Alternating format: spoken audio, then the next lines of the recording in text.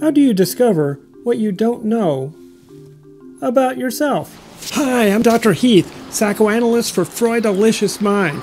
Get to know your unconscious. It can work for you.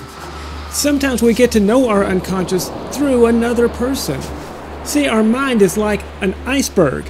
90% of what goes on in our minds is unconscious, under the surface. Sometimes we can catch glimpses through our emotional reactions or dreams. But sometimes it takes another person. But it's not the way that you would think. A psychoanalyst named Wilfred Bion discovered some interesting ways that people function for one another. One way is that we are mystical containers for one another. We receive and even contain these emotional communications from the other person.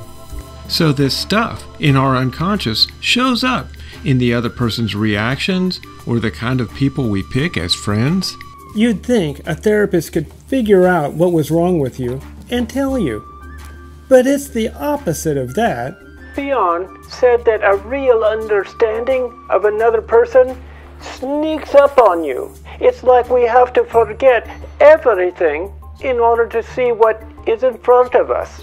That discovery process is hard to do in typical relationships.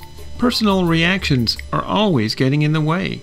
It's easier where there's a defined role, like with a teacher or a therapist, where the relationship is defined. For instance, what if what I need to discover about myself is my sensitivity to losing people? What if my friend doesn't text back right away? I freak out on it. But it's not my friend's job to take care of me, so when my friend gets angry at me for freaking out, and rightly so, there's no contract, I need to wonder about my reaction. So the psychoanalyst Bion might notice his reaction to my being upset. But it's not just noticing or saying something, it's the psychoanalyst's ability to process what they're noticing.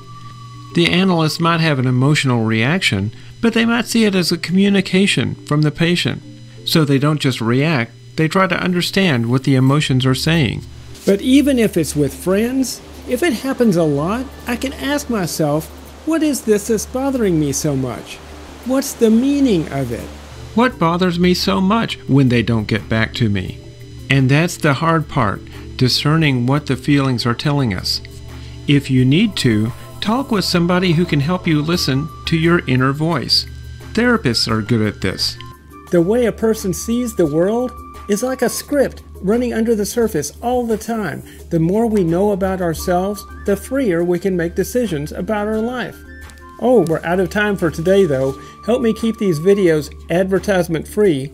Click on the link and contribute to my crowdfunding campaign. Every little bit helps. And if you like these videos, please subscribe. I'm here, Freudalicious Mind, Thursdays at 7 Central, here on YouTube.